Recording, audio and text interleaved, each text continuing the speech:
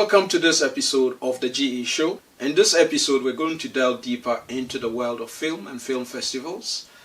Our guest is the co-founder of the Birmingham Film Festival, and he is a filmmaker himself. And we're going to have a chit-chat on the impact of the festival on filmmakers locally, nationally, and globally. Mr. Dean Williams, you're welcome to the GE Show. Good to see you again. Good to see you.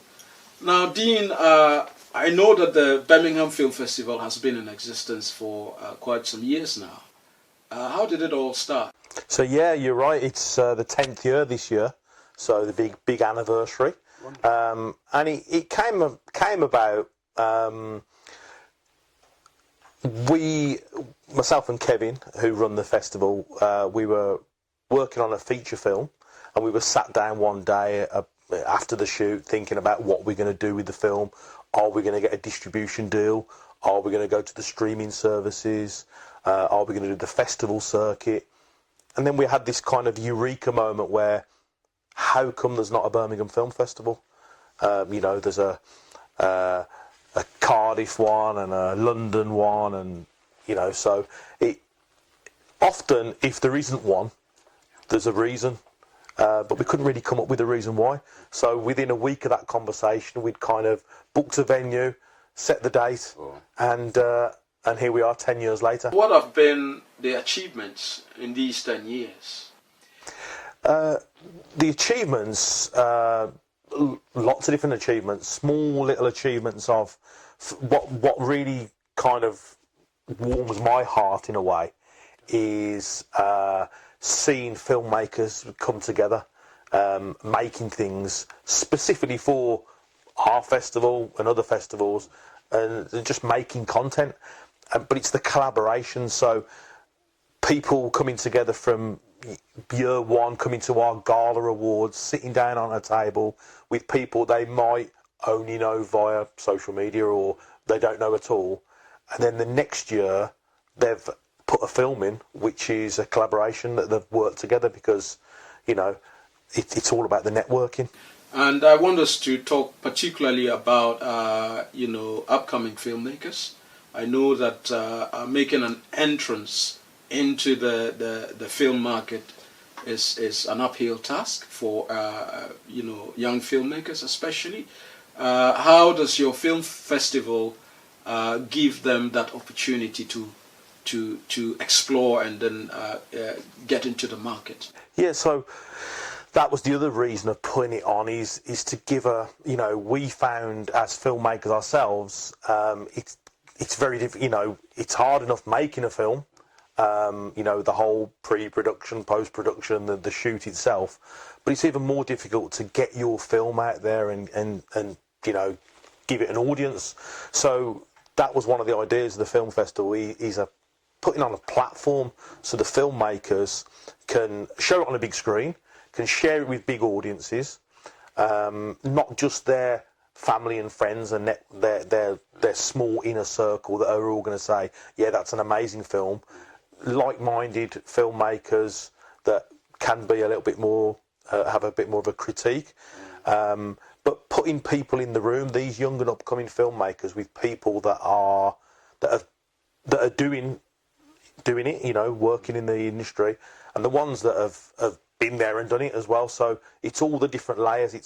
It's giving those up and coming filmmakers the platform, and also being in the room with those people and the whole networking thing, and going back to the success stories.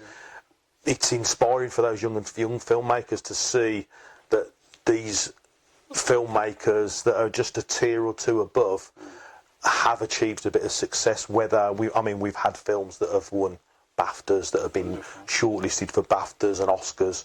So, it's given them a bit of an inspiration. I'm mindful of the fact that this film festival is situated it's within Birmingham, which happens to be the second city in the UK. And I want us to look at the specific benefits that an impact you've had within Birmingham as the second biggest city in the UK. Yeah, that contributes a bit to, it 100% contributes to the name Birmingham Film Festival. That's why we called it that. But it definitely contributes to our success being such a big city, because, you know, maybe if we were the Leamington Film Festival or, you know, a small outer suburb, we wouldn't have the name. And you know, a lot of people around the world know Birmingham, and even from year one we had a lot of people travelling internationally come along because they want to go to Birmingham. You know, they've got their filming at the festival, but Birmingham is something that may be on their bucket list, you know, a place that they want to go to.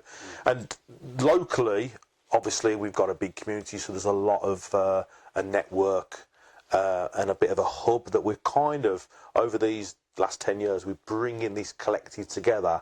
So it's such a great thing. People look forward to the film festival. Oh, you know, I see people in January and they say, I can't wait till November, because they want to come along. So that's for the local ones. For the national ones, Birmingham being right in the heart of the country, it's, you know, it's 2 or 3 hours from anywhere. So that makes it really good. And then obviously, once again, globally, we've got great transport links. You know, Birmingham Airport, you know, a big airport, and all the train links as well. So it kind of ticks all the boxes. If you had to think about a location and a name of a film festival in the UK, the Birmingham Film Festival was the one. And then on top of that, the timing of it all. You know, we had films like Ready Player One filmed in Birmingham. We've had, obviously, Peaky Blinders. Everyone knows that you put Birmingham on the map kind of thing. So the timing was key as well. So the location, the timing, and it just all come together. I'm happy we're talking about the global collaborations that you provide, or the global engagement of the film festival with other global filmmakers, for that matter. And I'm wondering if if filmmakers are watching this interview the world over, how do you engage with filmmakers that are out of the UK? I mean, we have a good reach with our social media, and I think it was only a couple of years ago we looked at our demographics, and we kind of, I think we had something like, it was something like 79 different countries had submitted films into the festival. I couldn't even name 79 countries. So, you know, that's an amazing achievement, and it just shows. And the real good thing is we've got people that come from around Europe, China and America that keep coming back as well. So they've been here time after time. So it's like their highlight. You know, a lot of people, you know, go to Cannes every year. We've now shifted the balance somewhat, and people are actually investing time and money to come along to Birmingham year in, year out, so which is great. Award ceremonies tend to be the highlights of film festivals, and I'm fortunate to have attended quite a number of your film festivals over the years. And I'm interested in knowing the criteria you apply in selecting films for awards for your film festival. We have a judging panel and a grand jury. So what happens is the films get entered into the Film Freeway portal.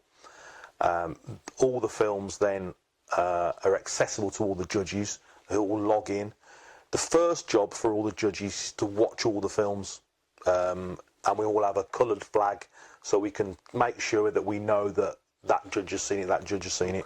Once all the films have been watched, then the next kind of job is to be multi-watch. So we'll go and we'll often meet up and we'll say, you need to watch this film or this film, and we give suggestions, a bit like an old-fashioned book club, you know, but with film, with independent films. So once we've multi-watched a few films, it's and we have like a kind of a judging score as well. So out of 10 we have things such as the production value, the editing, the acting. Because that's the other thing is the criteria itself. It's not as black and white as the film's good or the film's not so good. It's we could have for an example, you could have a film that's the pacing's really off, the sound, the score isn't that good, but the performance might be good. So there might be an outstanding lead actor or actress. So that gets scored. So those different criterias are actually put forward for an award rather than the whole film itself. To win the Bull Award, which is our main best filming show, it needs to tick a lot of those boxes. But some films have won for best special effects that probably wasn't the most outstanding film. So it gives everyone a chance, really. Gives everyone a chance. It gives the very up and coming, independent, young student, first time filmmakers a real good chance to compete with the big boys, because as we know as filmmakers, you don't need $1 million to make to tell a story. So even they can't compete cinematically. They can achieve wonders on a shoestring, really, but as long as they've got a good performance or they've got any of the individual criterias. I don't need anybody to tell me what goes on at the film festival, but for those who haven't been there, what can they expect at the Birmingham Film Festival? I mean, it does, and I mean, I might be a little bit biased, but it does tick a lot of boxes for filmmakers, definitely, because if you've got your filming, you've got it on. Our home is the Millennium Point in the heart of Birmingham, right in the city centre, which actually houses the biggest screen outside of London. So I think it's the second biggest in the country. It's a 360-seater auditorium. So if their film is entered, and selected and shown, they'll get this wonderful venue to house there. And we have people that make it a bit special, that make it there. Because obviously, if they've just made the film, and it's probably the first screening that it's had as well. So people really go for it and make it their premiere within our event. So that's really good for the filmmakers to showcase their work on the big screen to their cast and crew and family and friends, as well as other filmmakers.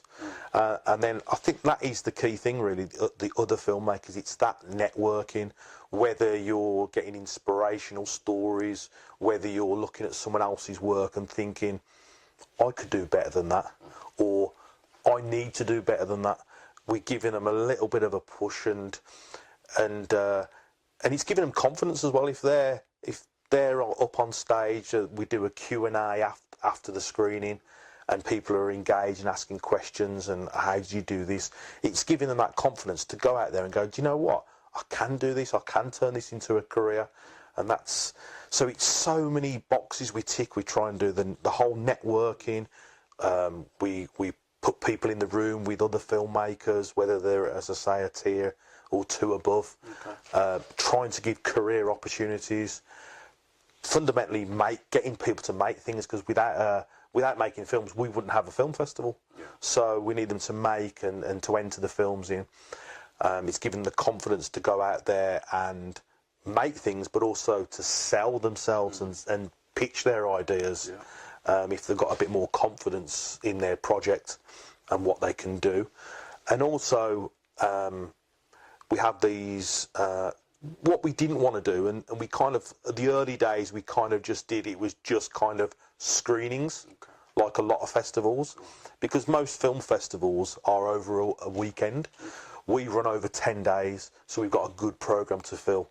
And we want international filmmakers to come along and spend a week here, so they can attend the bolt-on events that we do. Exactly. If you're flying in from somewhere, why just come for a day, watch your film you've probably seen 100 times in the edit suite, and then have a nice dinner?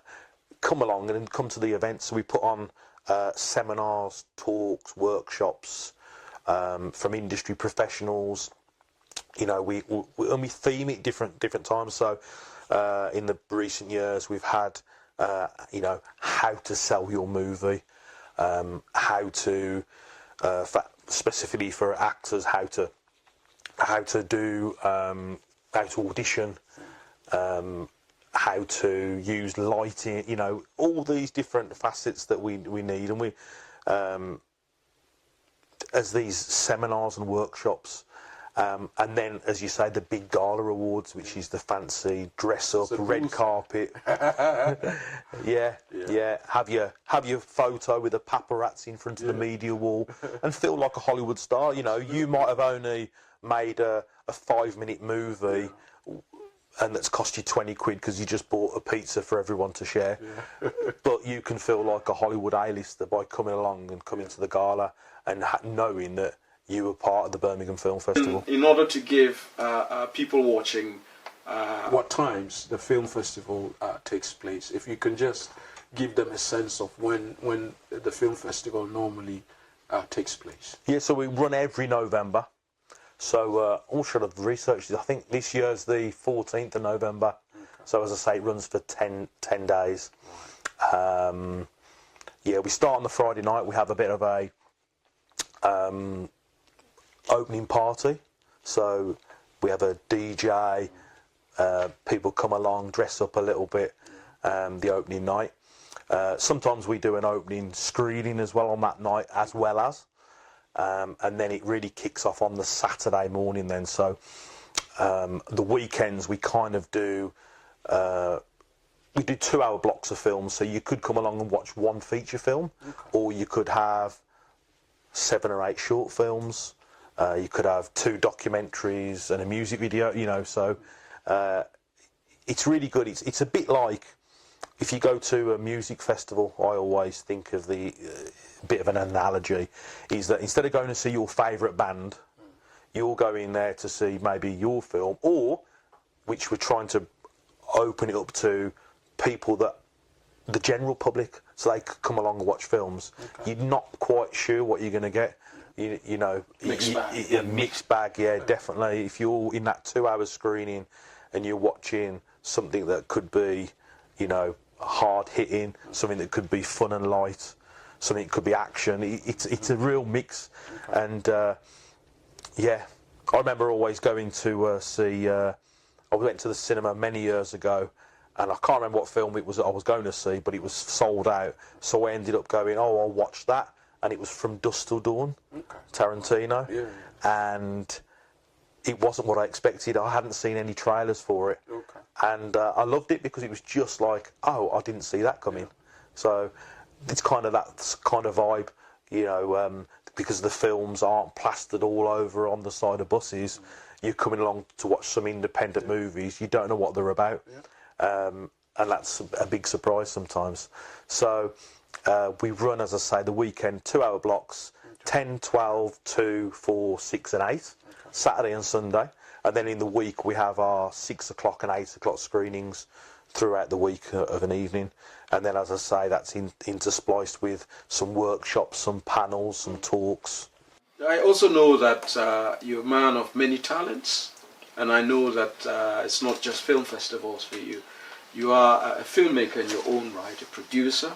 And so let's talk about the things that you do in production. The story really starts from my background is martial arts.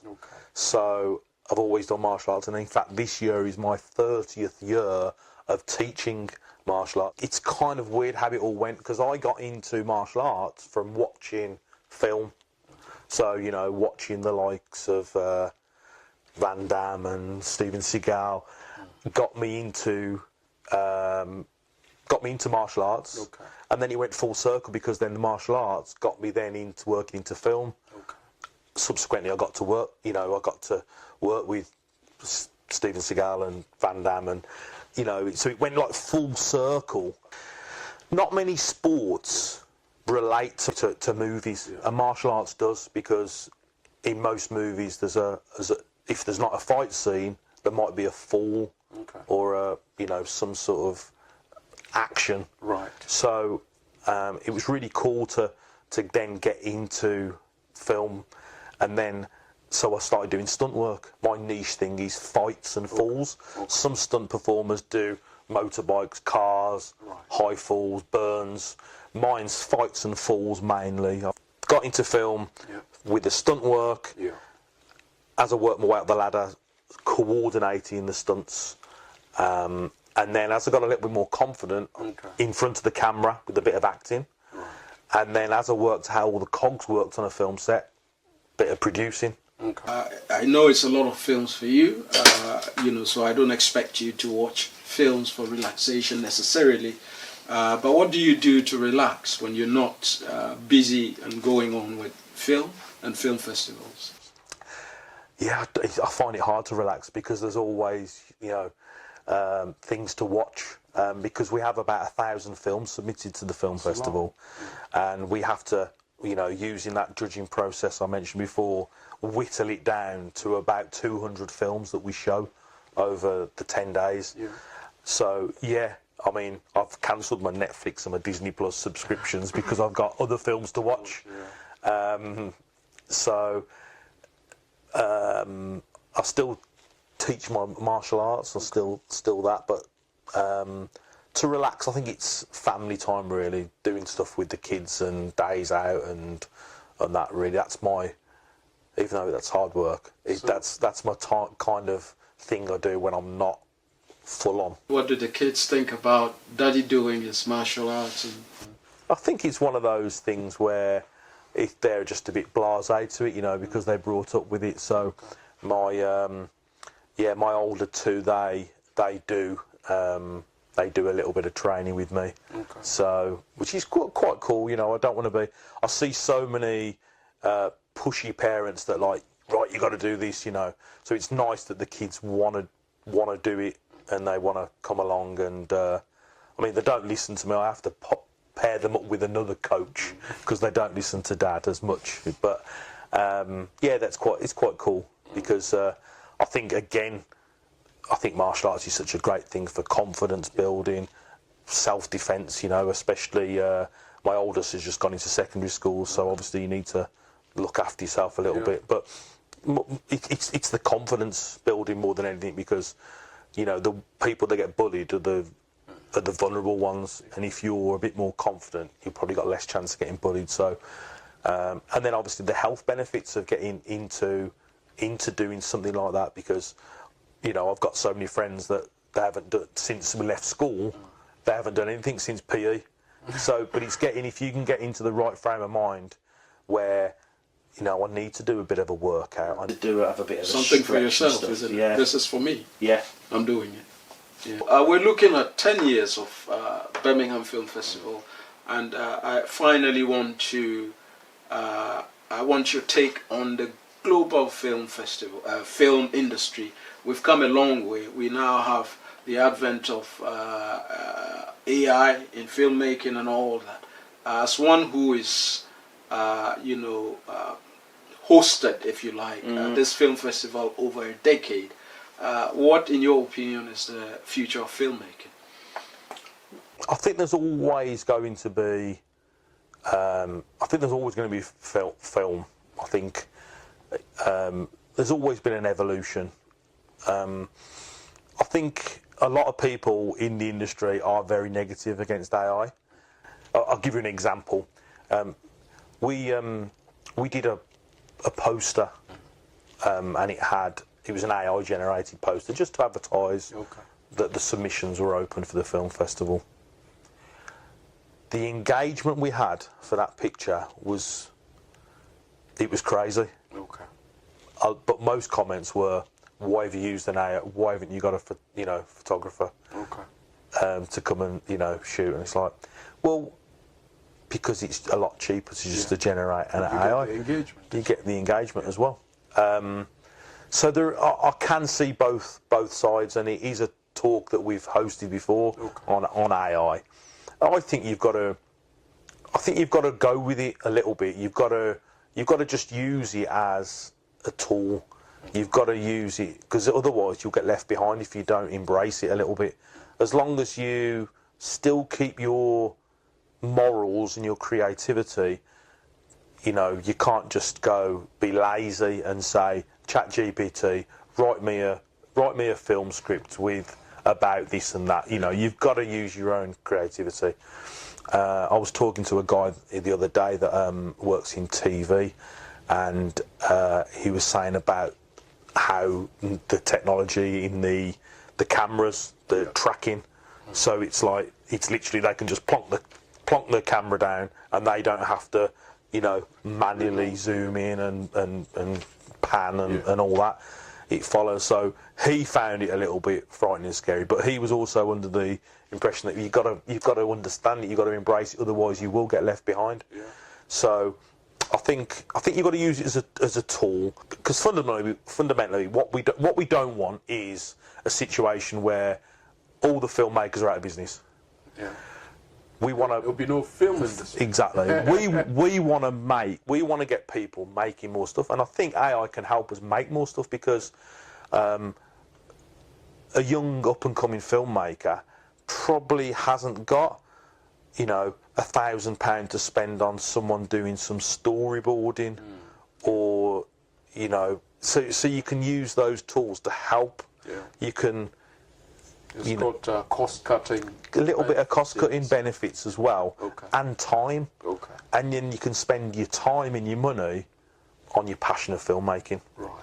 So, I think for the next, you know, I think we're okay for a good few years yet. Okay.